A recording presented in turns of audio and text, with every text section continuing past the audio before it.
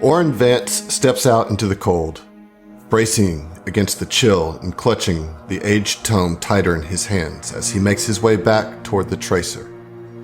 He puts one foot onto the ship's ramp and pauses to take in the perpetual night sky of Darkside on Verces. A fitting place for a temple, he thinks to himself, here on a mountaintop where the constellations are always visible, Ibra's majesty in full display. But all was not well here, as he had recently discovered. A few months ago, he was a prisoner on the Shadow Plane, and his jailer had delivered him, along with Ziva and Zeno, to an Hebraic temple desecrated in the name of Zan Kuthan, as if to add insult to injury. Although Oren's time there was brief, he had glanced through the skylight in the temple and had a rough idea of where he was. He hoped that he could retrace his steps on the material plane, at least close enough for Zeno to jump the tracer into the shadow plane to search for its location. Zeno's consciousness was now completely merged with the ship's systems, and although Oren didn't fully understand the technomancy involved, he was grateful to have Zeno's assistance. He certainly preferred Zeno to Terry. After all, Zeno had been his comrade, and Terry was little more than a nuisance as far as Oren was concerned. He'd also asked Ziva to assist him. He was reluctant at first to come to the captain with his request, but their time trapped in the rune drive had been formative for both of them, and she didn't hesitate to agree when he told her that he needed her help in cleansing the Shadow Temple of Zan Kuthan's corruption. So together they had set out for Verces, and the stars led him to Darkside, where to his surprise, an Hebraic temple stood on the peak of a mountain. Planar parallels were strange to Oren, yet another facet in the mystery of the cosmos.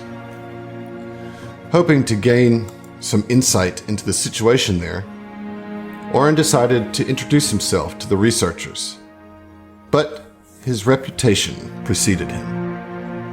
They had made quite the mess in Kuvakara, and despite D9's attempts to damage control, word had spread about the APA and Eclipse innovations, and the Star Shaman was of particular interest to the scientists and priests here at the temple. The recognition made Oren uncomfortable, but there was nothing to be done about it now, he supposed, and at least the Verthani priests were amiable towards him. In fact, they wasted no time informing him of several strange occurrences around the temple lately. There had been unexplainable interferences with their spells, constellations appearing to move erratically when studied through their telescopes, scientific equations outputting seemingly impossible answers, among other anomalies. Oren suspected they must be related to the desecration of the parallel Shadow Temple, although he didn't understand exactly why or how that was possible. He explained to the Hebraic priest his purpose on Verces, and they told him that they possessed a pre-gap tome containing a consecration ritual, the details of which they would be more than happy to transfer to his datapad. Oren insisted on taking the book. The cold disrupts his reverie as a shiver creeps up his spine. He pulls the tome to his chest and walks up the steps into the tracer, raising the ramp behind him.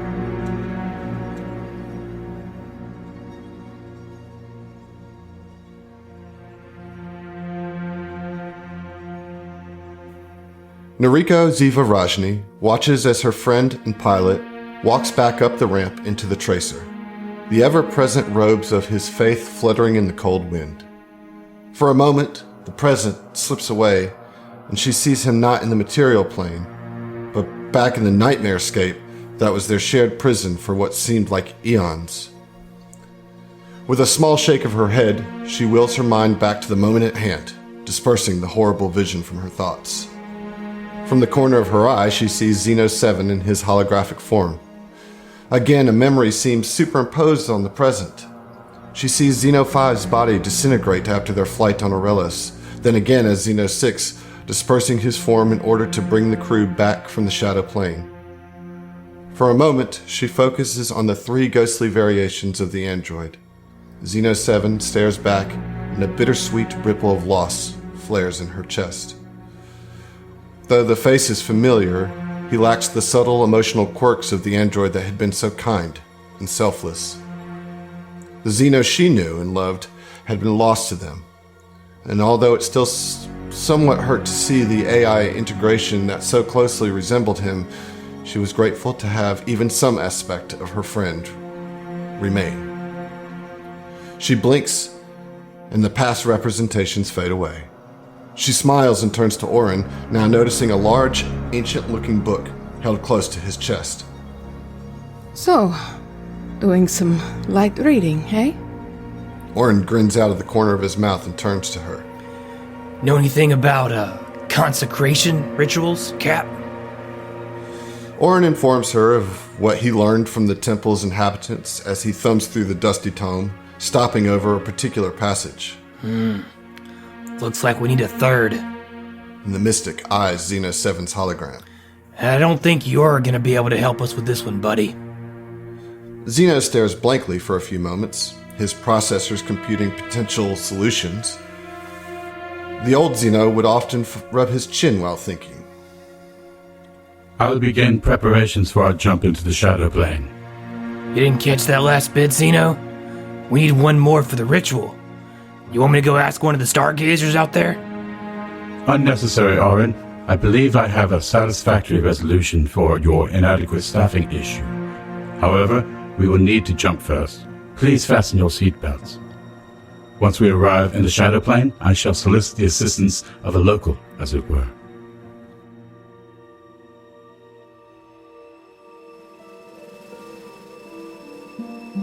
Teneval Adar steps out of the swirling vortex of her portal only to stumble from a blast of icy wind. The cold itself doesn't bother her much, but the force of the gust is impressive. Looking around, she sees that the temple Xeno's message had led her to is built into the peak of a mountain. Another slice of wind tears across the courtyard, disturbing small pieces of rubble and debris. As she takes in the exterior of the massive temple, she fully understands why they need to reconsecrate this place. The air is heavy with the stain of Zon-Kuthon. The closer she moves to the entryway, the more suffocating the aura becomes. A chill that has nothing to do with the wind sets up in her bones. Tendrils of darkness seem to climb up her body, teasing at her soul.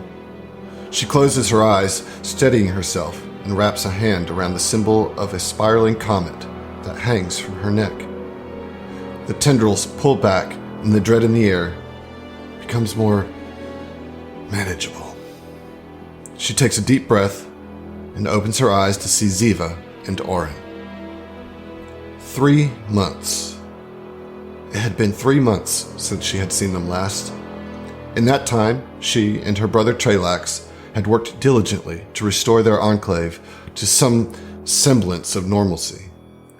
Though many of her friends and kin had maintained their practices in the Kuthite ways, Tenna could not. She had seen the true horrors that the Midnight Lord rejoiced in and would not ever fall beneath his shadow again.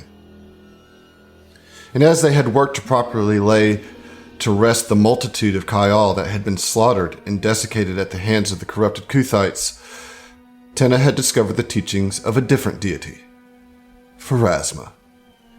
As she learned more of the Lady of Graves, the Lady of Fate, she felt a sense of purpose and peace she had never known while following the ways of Zon-Kuthon. That same peace filled her now as she approached the awaiting team. Looking across the remaining space between them, she sees Ziva, a small but warm smile on her face. That face had haunted Tenna's dreams. The face of the Herald. No, she was no more the Herald than Tenna was. She knows this now, but seeing her again still makes Tenna's breath catch in her throat. For just a moment, she is overwhelmed by the darkness again.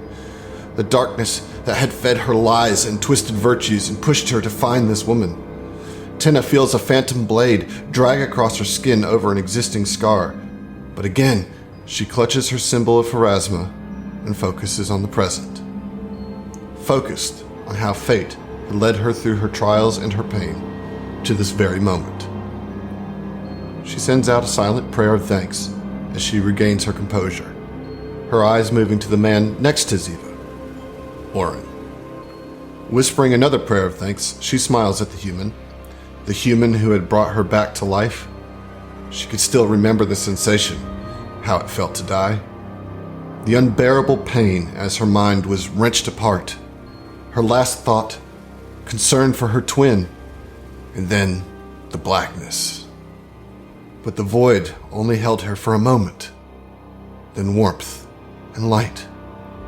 She felt the pull of some cosmic force drawing her back and then saw him, Oren, this surly, gruff stranger, staring at her, much as he was now. Doing all right, kid? It is good to see you both again, and I am glad to be able to assist you in this endeavor. My brother and I, we've been doing our best to remove the influence of Zon-Kutan where we can. And I certainly feel his touch in this place. Indeed, the atmosphere is rather suffocating. Even against the typical Shadow Plane aesthetic, rather oppressive doom and gloom design of this place is really starting to damage my calm. You ready, ladies? Zon-Kuthan's stain is making me sick. Oren turns to head inside the temple, raising a hand in front of his face to shield his eyes from the chill wind ripping across the mountain. Ziva gestures for Tenna to follow, placing a hand on Tenna's back, and smiles at her reassuringly. Darkness pervades the inside of the temple, Oren's moat casting light against the walls but deepening the shadows within. Shadowy tendrils seem to creep along the edges of the light. Chains wrap around the length of the central pillars, scarring their elaborate Hebraic inscriptions, and the smell of blood hangs thick in the air. They stop near the center of the chamber, and Oren looks up through the cracked and dirty skylight that Tenna assumes was once the central feature of this temple. The constellations overhead seem barely visible through the writhing darkness. Oren opens the large book he's been carrying. Let's begin. So, I'm going to pause the narration for just a second and talk about ritual casting. Okay. So, so far, thank you, Zach and Emily and John for a great first half of this interlude. I really enjoyed that. So with the ritual casting, I just thought it would be fun to kind of show off this mechanic that's featured in Galactic Magic. And what it is a spell that can be completed as a group over a longer period of time. Right. And there's a script for every ritual spell, and Oren has been granted the ritual script for Consecrate Place. And so in order to do a ritual, you have to know the script or be given it. You know, it's not just something that you can learn when you level up or whatever. You have to find rituals and learn them. For this particular ritual, we're going to do Consecrate Place. It can have up to 2 assistants. So Oren is going to be the primary caster with Tenna and Ziva as his assistants. I'm not going to go through all of it because we're going to kind of take this back into narrative focus. We are following the rules pretty straight up and down, although just kind of realigning a couple things to make more sense narratively or to flow better narratively. But I just wanted to pause for a second and let everybody know that we are kind of featuring a ritual here, and I think it's a fun little thing to do. Fortunately for y'all, Consecrate Place is a fairly easy ritual to pull off at your level, so this shouldn't cause you any problems. Huzzah! And we will start this ritual. Ziva produces a bundle of incense. It's made from a rare plant that only grows on Castrovel. I keep some on the ship for when I'm feeling nostalgic. It's quite expensive, so it should serve our purposes. She lights the incense and places it on the floor between them. Smells unusual to Tenna. Sweet. Too sweet for her taste, but it dilutes the rusty odor of blood permeating the room. After a while, it burns away, leaving only a pile of ashes. Orin waves his hand over the space they've gathered around, and a faint light appears on the floor in the pattern of a constellation Tenna has never seen before. She looks to the mystic, and he nods for her to proceed. Tenna takes the pile of ashes in her hands, and with it, carefully traces the constellation pattern in ash along the floor, enclosing it within a circle once she's finished. Tenna, I need you to roll a mysticism check, please. That is a dirty 30. Dirty 30. So you succeed in preparing this circle by kind of infusing, I guess, some of the magic of Pharasma into the circle, although we are channeling Ibra here, but your connections to magic and to deities allows you to aid Orin in creating a space to receive Ibra. So, then, Orin places the book on the floor next to him and extends his arms towards Tenna and Ziva. They all join hands, and Tenna can feel energy arcing between the three of them. A warmth, slight at first, but a stark contrast to the cold darkness within the temple. They close their eyes and begin to focus. The warm sensation she feels begins to grow, and an inner light seems to fill Tenna's vision, behind her eyelids. She hears Orin gasp, as if his breath is taken away. Orin, I need you to make a will save. Okay. So that is going to be a 24. Tenna opens her eyes and sees that his are open as well. But there are no pupils, no irises, only the infinite vast of the cosmos. He opens his mouth, but there are no words, only light, and it radiates throughout his body until he is consumed by it. Tenna looks away just for a moment, and suddenly the three of them are floating in space, nebula swirling around them, stars colliding and bursting into new galaxies. Time has no meaning. They remain there floating, but Tenna is unsure for how long. A minute? Or millennia? She can't tell. The light emanating from Orin flashes brightly, blinding her momentarily. It starts to recede, slowly, and she can see that they're back in the temple. The light pushes out the darkness in the room, leaving it pristine. There are no chains, no tendrils, no blood. The pillars surrounding them appear new, their intricate star chart patterns pulsing with faint light. The ritual worked. The stain of Zankuthan no longer remains. The last of the light fades from Orin as he sucks in a sharp breath, and he looks to Ziva, then to Tenna, with a bewildered expression. Almost in unison, they all look up. Beyond the restored skylight, now clear and uncracked, the stars seem to cut through the darkness, even here in the shadow plane, and shine brightly against the black curtain of the night sky.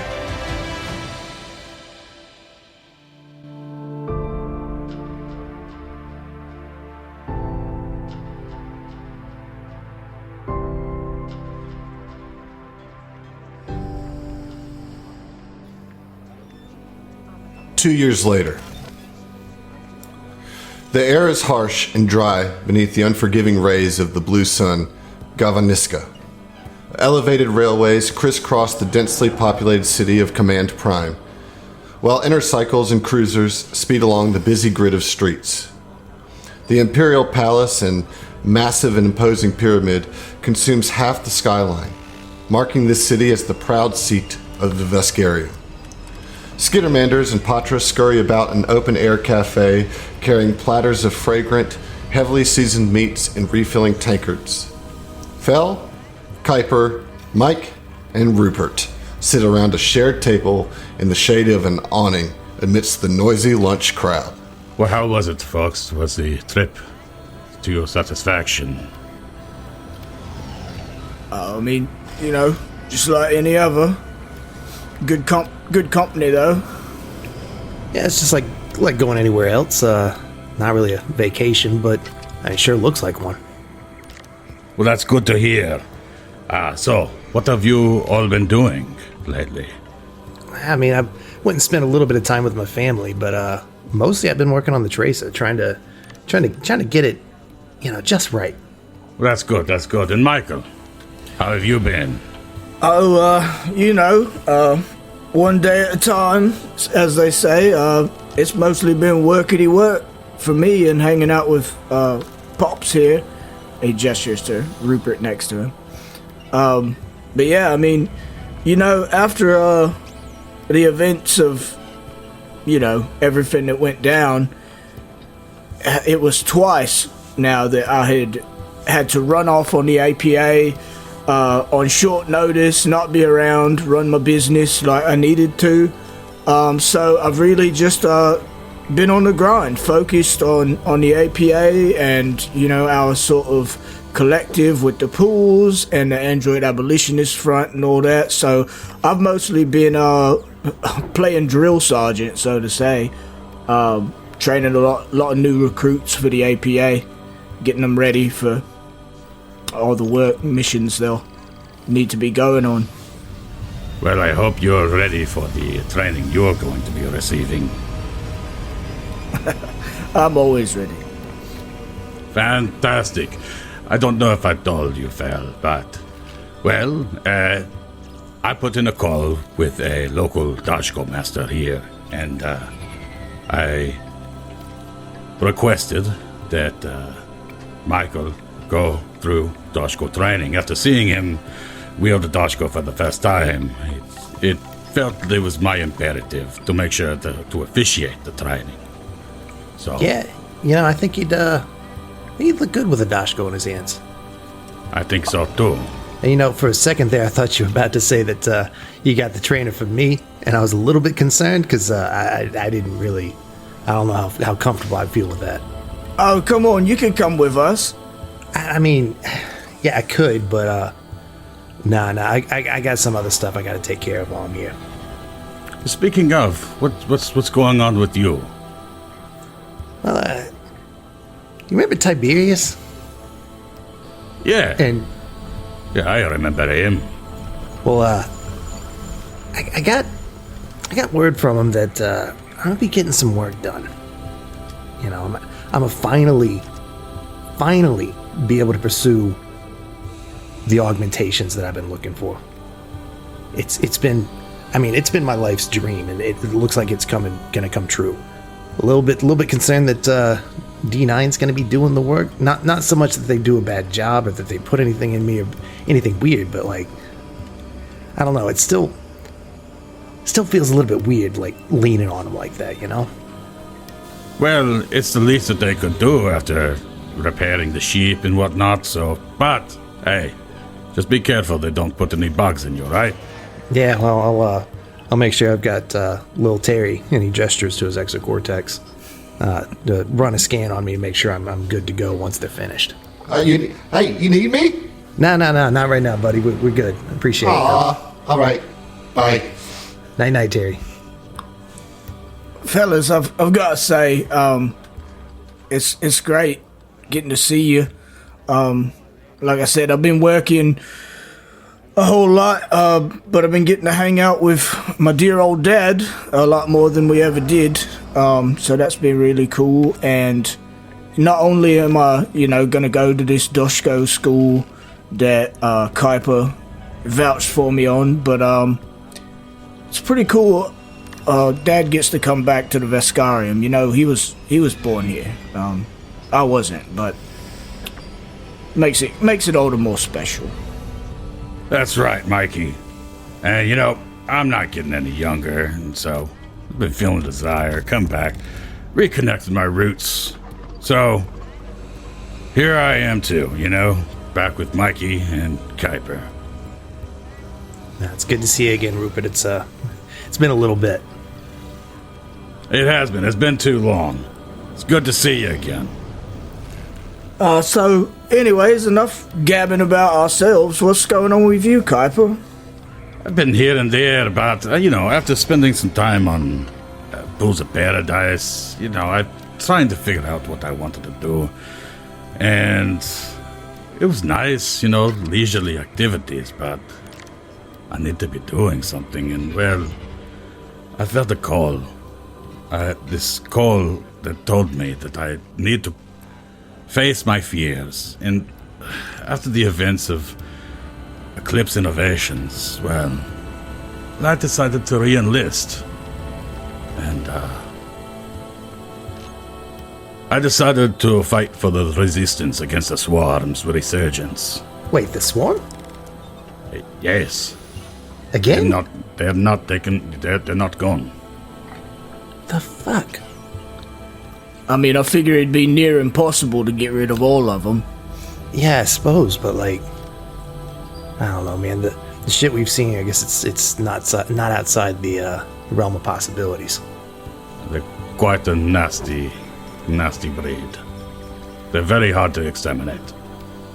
Yeah, I mean, that being the case only kind of solidifies, what I've been feeling. Like, obviously, I like to fight and all that, so, I mean, training at this Doshko school's, what would be expected of me, I suppose, but, the reason I agreed to come out here is after all that we've been through, even though it's been a couple of years, like, I can't shake this feeling that there's, at any moment, we might be pulled into some bullshit again and be fighting for our lives, be, on the back foot for weeks, months at a time. You never know. Like the last time we were on fucking vacation. Yeah. You feel that too, huh? Yeah, actually, I definitely do. I'm gonna have to talk to Tiberius, see if he can. I don't know what he'd be able to do, if anything, but who knows? See if there's something else I can ask him to do, train me to I don't know, something to. I don't know. I feel like I could do better, or I could be better. Yeah, I mean, I feel that, but I mean, I don't mean to be braggadocious, but training all these recruits and stuff is great and all, but I mean, call it paranoia, but I keep feeling like there might be something around the corner, and I'm not gonna get any better where I'm at. So, I want to continue to progress and not stagnate, so that if something comes, and it likely won't, but if something comes up and we get put in situations like we were in the past, I can be ready. I can be as strong as I need to be, because I almost failed the last time. Yeah, same. Couple of times. And with that, we fade out of the scene and into a new one. Kuiper is leading Michael and Rupert past the parade grounds of the Imperial Palace to the entrance of a low-roofed sandstone building. Leaning against a pillar near the entrance is a scarred and muscular Vesk, shirtless and wearing a pair of loose-fitting burlap pants, a leather harness across his chest. He sees Kuiper, and the hint of a smile crosses his weathered face. Kuiper approaches the Vesk. Master Sobak, it's good to see you. It's been too long. Thank you for taking the time out of your training to meet with us. Kuiper, you wily old Patra. How the hell have you been? You look like skitter shit. A little more wear on the bones, but my claws are sharp as ever. It's been a hell of a time. So much has happened since... I don't need your whole life story, Kuiper. Kuiper lowers his gaze. Of course, Master. I did not mean to waste your time. Well, that's the whole job. Having my time wasted by wannabes like you. Who's your time-wasting friend here? Mike approaches Master Sobek, a grin on his face. I'm Titanium Michael Agomason. It's a pleasure to meet someone as renowned in the ways of martial combat as you are, sir. Ignoring Michael, Sobek turns back to Kuiper. You sure you want to do this? You know how it went last time. Perplexed, Mike looks from Sobok back to Kuiper. I assure you, Master, I've sharpened my skills and I keep at my quarters daily. Besides, someone has to keep an eye out for the new recruits. Sobok's silent appraisal fills the space between them. Oh, and this is Mr. Rupert Akamasan. Sobok smiles and turns to the aging Vesk, approaching with his hand extended. Rupert shakes Master Sobok's hand, surprised at the sudden warmth of the Dashko Master's embrace. Welcome back to the Veskarium, Dr. Agama-san. Gavaniska smiles upon your arrival. If there is any way the fangs of Demeritosh may be of service to you, you need but ask. Oh, well, I wouldn't want to impose, but I wouldn't mind taking a tour of the famous fangs of Demoritosh. Bless my scales, a true son of Gavaniska is always welcome in the halls of the fangs of Demoritosh. Follow me. The group keeps close to the old master as they tour the grounds. It's been over a decade since Kuiper last set foot in these halls.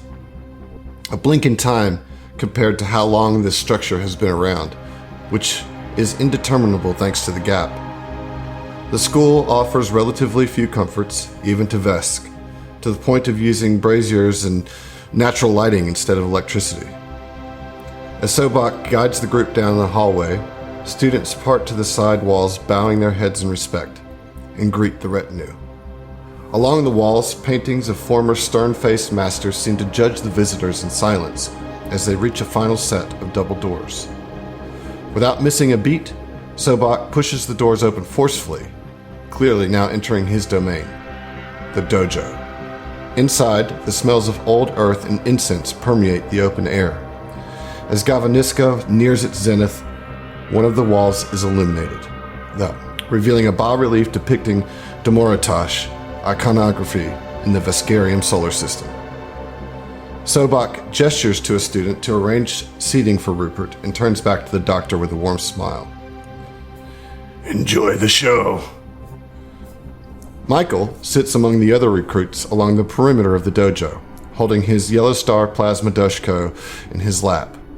Kuiper takes his place with the students outside the ring of recruits.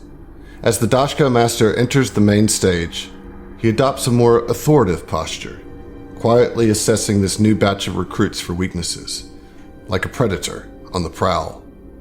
With a commanding tone, the old Vesk breaks the silence and sternly addresses the recruits. Every one of you prospects are at least familiar with the Dashko. Otherwise you wouldn't be here. Most of you have likely held your parents' Doshkos at one point or another. Those of you who've already used one for its intended purpose, unless you were trained by me or one of my instructors, I will break you of whatever bad habits or poor instructions you have learned. Michael, front and center. Michael stands up and approaches, eager to show his prowess against the old master. Present me your weapon. Michael, grinning, presents his Doshko to the Vesk.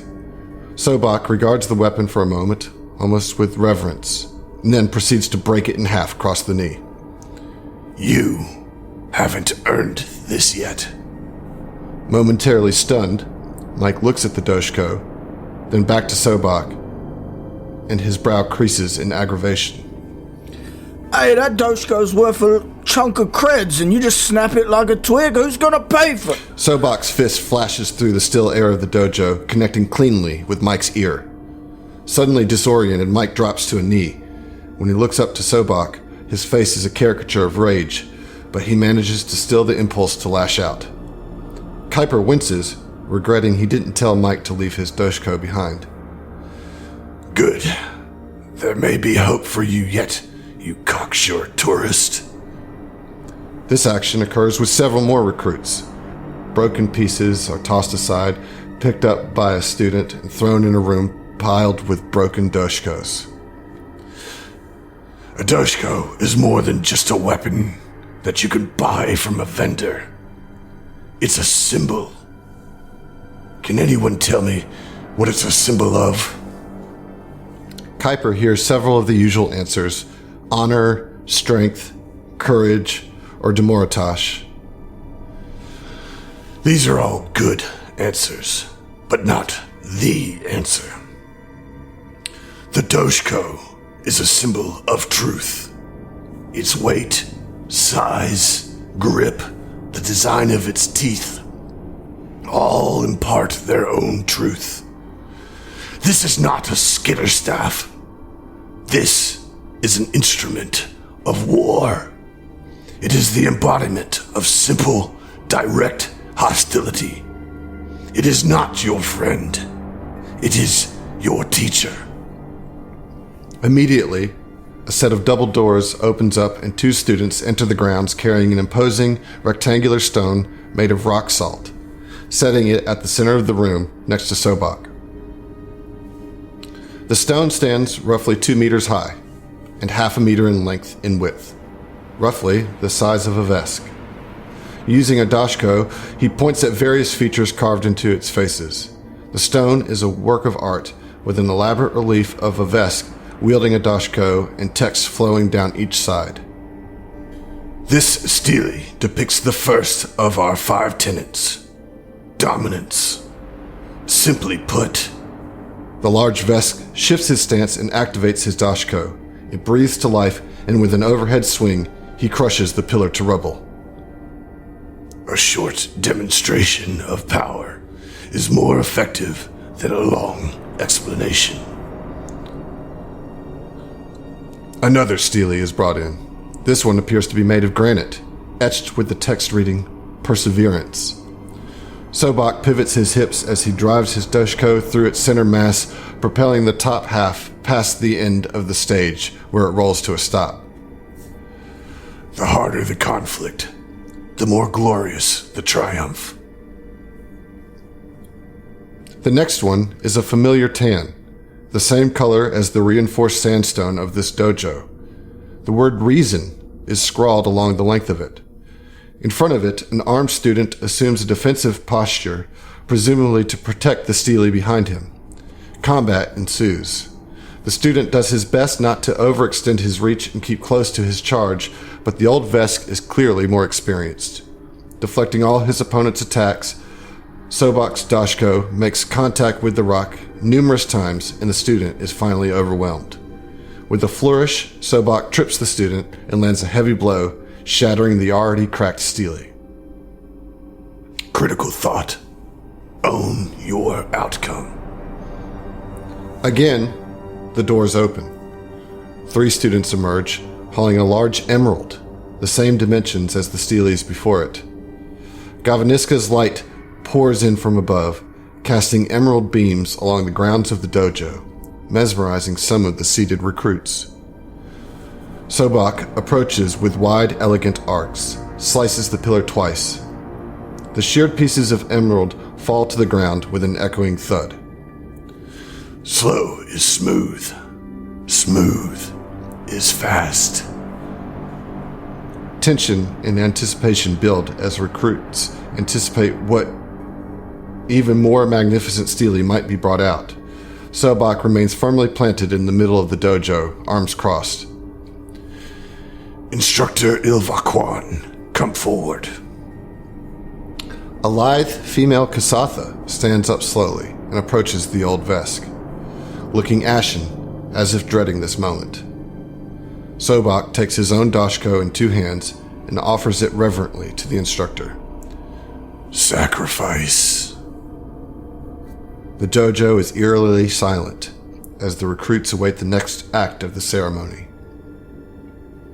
The sudden tension in the room is palpable, until finally Instructor Kwan shifts her stance and abruptly swings the dashko directly into the chest of Master Sobak. The sound of the impact is grisly as the dashko's teeth tear through scales and muscle. The wet sound of blood splattering on the stone floor echoes over the audible gasp of the recruits. Remarkably, the old Vesk remains standing despite the brutal impact. Instructor Ilva Kwan wrenches the dashko from her master's chest. Blood seeps from Sobok's wounds as another student rushes to support the master in case he falls. Surprisingly, he does not. To take, one must first give.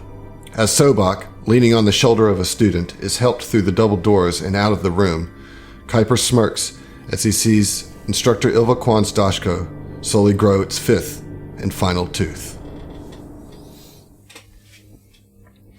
The welcome ceremony is concluded, and Kuiper beams with exultation, approaching Michael to check up on him. It's amazing just how spry old Sobok still is. I can't believe you got a Sobok strike on your first day. But what about that ceremony? Pretty powerful, eh? How could you not feel the primal instinct surge within you? Where the fuck did you take me to, Kuiper? I thought we were here to train, not to watch an old man get fucking murdered in front of us. I won't lie, I anticipated a different reaction. But I do not fault you, Michael.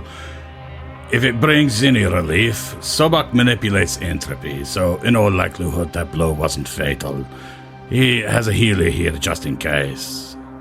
Besides, this ceremony was special.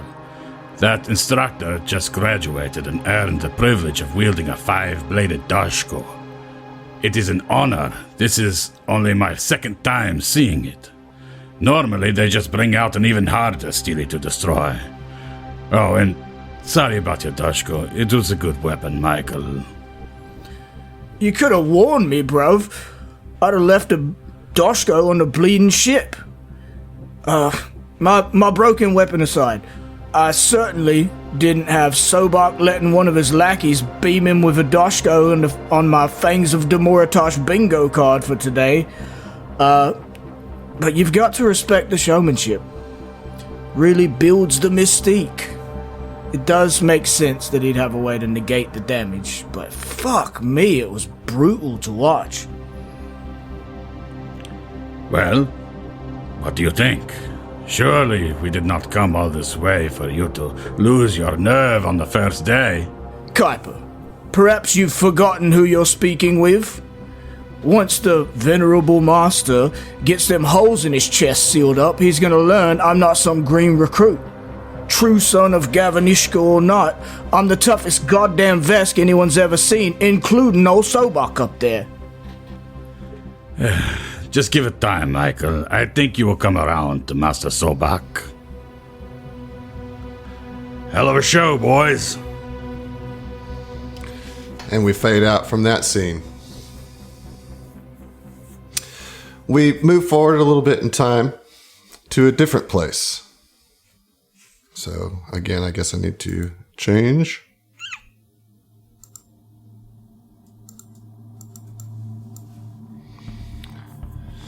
The labs of D9 deep beneath the surface of Vesk Prime were just a bit too similar to the buried halls of Eclipse Innovations and Aurelis for Fell's liking. But over the last few weeks, the Verthani has adjusted to his new surroundings and quieted some of his inner trauma. For one, he chose to be here and is not here to stop an evil force from causing galactic doom. Tiberius and Fell had developed a strong connection of mutual respect during their time spent repairing the Epic Tracer. Tiberius respected Fell's survival instincts and resourcefulness, and Fell couldn't help but be deeply impressed by the tech and determination of Tiberius's ship engineers. The two have maintained communications over the last 2 years, and in that time, they found a friendship that neither of them really expected. Fell had confided in Tiberius that he feels like he has been pulled into a life of protection, despite having a past of being a simple starship mechanic. He felt as if his dreams of augmentations had been stifled, and that he was unable to match his peers in their duties of the APA. Tiberius offered the Verthani an opportunity to come to his facility in Vesk Prime to train, and to have access to some of the best augmentation specialists in the galaxy. Felino did not hesitate to accept the offer. So Josh, let's take a second and talk about what we did with Fell. Okay. I let Josh kind of respec Fel. We rolled for ability scores all that time ago, 170 plus episodes ago, and before that when we were making the characters, and Josh rolled really, really terribly. They were really bad. They were really bad. And, you know, I don't know when we're going to have the opportunity to play high-level characters again, and I wanted him to at least be up to par with the rest of the party, and for Josh to enjoy his character, playing it, you know, mechanically. So he's gone to D9 and is training with Tiberius, but is also like amplifying his physical makeup with augmentations and some of the kind of dark science that D9 has access to. So, Josh, why don't you tell me what that's been like for Fel? You've now been here for, you know, you started here at the beginning of this little part of the interlude, but it's now been, you know, almost 10 months at this point. Yeah, it's been rough. It's been a lot of time under the knife, basically going through physical therapy. Not so much the relearning to walk, but because they didn't touch his the leg augmentations that he had done so long ago. Bright. How could you get rid of Bright's augmentations? Yeah. Hey, if it isn't broken, don't fix it, right? Right. But yeah, it's been a lot of time of self-reflection as he's realizing that he could have done better or could have been better. And on top of that, finally getting his wish fulfilled, being, you know, of the augmented cast of the Verthani, to actually have real full-on, like, major augmentations. So now you, like, how many augmentations do you have now? Total of 5 if you don't include the exocortex or any of the stuff it has with it. Wow. I was just saying, like, what does Fel look like at this point? You know, like... Well, I mean, he has dermal plating now for one, so I'm not sure. Fel gets naked? I mean, I don't know if Fel can get naked. Truly. Surely he feels like accomplished, though. I know this has been something that Fel has wanted since a teenager, really, right? To fully embrace augmentation. You don't have to go through all of them, but can you give me one augmentation that you're really excited about? Honestly, that dermal plating, really. Getting just a flat DR is just amazing. But also some things, I'm gonna keep most of it in pocket, but some stuff to make it even more impossible to kill him. I've looked at a sheet, y'all. Fel is a fucking impenetrable force at this point. Yeah. It's pretty crazy. I'm very excited to see Fel in action, and I do think that, you know, you tell me, does Fel feel more... What's his mindset now about being part of the APA and going through this training and all these augmentations changes? He feels more comfortable, more of himself than he had before. Like, these changes were a part of him that needed to be there that hadn't been. And in this process, and also somewhat in the memory of Xeno, dabbled ever so slightly in technomancy. Oh, wow. Interesting. Curious to see how that plays out. What was, how has your relationship with Tiberius developed over this time? If anything, they've just grown to have even more of a respect for each other and for what the two of them do together, or for how the two of them, they've gone from just a mutual respect to a genuine friendship. And almost like a mentor type figure for Fel in learning how to better use his abilities, how to be the best person or the best version of himself that he can be through the power of augmentation and technology. And final question I'm going to ask you is, of course, D9 would invite you to be part of D9. What would Fel say to that?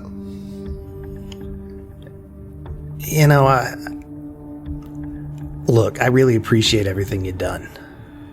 But, I mean, I don't have any reason that I wouldn't want to work with you or wouldn't want to work for you. My place is back at the APA. I can respect that, Felino. In fact, I've been trying to get out of D9 for the last 4 years. We might have it open for you, buddy. I think that we're best served being allies. Yeah, I agree. Well, good luck to you, Fel. If you ever need anything, you know who to call. Yeah, you too, man. End scene. A year passed as Kuiper and Michael trained at the Fangs of Demoratosh. The newness of their rigorous training wore off as summer turned to fall on Vesk Prime. It was a Spartan existence, but it lent a calmness and clarity to life that neither of them had experienced before. By winter, the training had become routine, and their hard work began to pay off. They were sharper and stronger, determined but patient. As their skill with the Dashko grew, so did their friendship. The two pushed each other and depended on each other, and so their bond had not only the time to grow, but the reinforcement of relying on one another daily. By spring, even Sobak was impressed with their progress, though he would never admit this fact openly. Master Sobak was fond of Kuiper in a distant sort of way, but his outward attitude toward Mike remained as hostile and antagonistic as their first meeting. Thus, it was a shock to Mike when Sobak called him to the stage as summer began to come around once more, to grant Mike and Kuiper the third tooth of each of their respective Dashkos. To celebrate their graduation, Rupert invited them to his apartment for dinner. Before we dig in, I just want to congratulate you boys. It's not every day a Vesk father gets to witness his son achieve the third tooth. Michael, I'm proud of you, son. And Kuiper, don't think I've forgotten about you. Seeing you boys grow, not only as fighters, but as friends, has warmed my old scales. It really means a lot getting to spend this last year here in the Veskarium, and getting to share a little of my home with my only son. I know this place isn't home for you, Michael, but it's where I was born, where Kuiper was born, and where all the Vesk come from. I'm just thankful for the opportunity to show you some of what my home world has to offer. The good and the bad. And so, if you'll raise your glasses, I'd like to propose a toast. First-class fighters, second chances, the third tooth of the Dashko. Rupert, Kuiper, and Mike enjoy a much-needed evening of food, drink, and pleasant company. Late in the evening, after several bottles of wine, Kuiper retired to his own apartment, leaving Michael with his father. Oh, come on, Mike. You don't have to do all that. I'll clean up. No, Pops, I want to help. You did all the cooking after all. Well, if you say so. I appreciate it. These old bones don't move like they used to. Mike had begun to notice the effects of old age catching up to his father. It saddened him to think of Rupert's mortality. Oh, come off it, old man. You're still as spry as a Vesk half your age. No, Michael. No, I'm not. I'm getting old, son. The truth is, I probably won't be around for too much longer. I'm almost 80 years old. Don't talk like that, Dad. You'll be around for years to come. I certainly hope so, kiddo. But I can feel my age weighing me down. It's just a part of life. Michael looked at his father, seeing the age, seeing the truth. I don't mean to kill the mood, son. I just want you to know, in case I don't get the chance to tell you again, how proud of you I am. Truly. You're a big fella. You've got an even bigger heart. You're a hell of a fighter, but more important than that, you care fiercely about people. You never forgot how to love in the midst of all that violence. You're a good man and a great friend. Well, thanks, Pops. I don't know what to say. I think I got that from you and from Mom. When the Aslanti separated us, I had to grow up fast, the hard way. But I always remembered you and Mom and how much you took care of me, took care of each other. I just wish we hadn't lost so much time. There's nothing we can do to get those years back, son. Time's a straight line, and there's no turning back.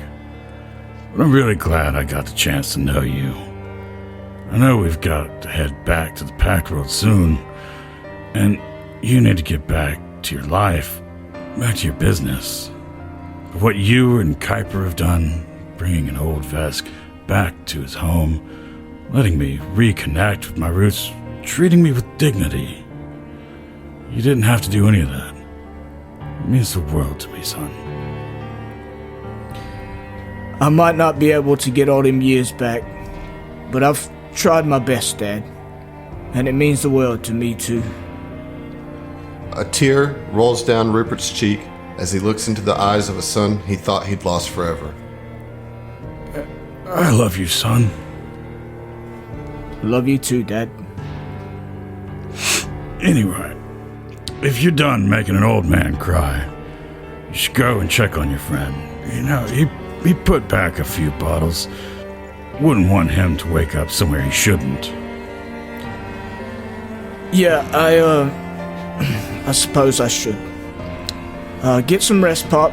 I'll come help you pack in the morning, and I'll make sure the alley cat comes along too. Hey, don't talk about your friend like that. He might have to make sure you get home safe one day. And we'll see you for Season 3 of the Apollo Protection Agency. Woo! Woo! Woo! Woo!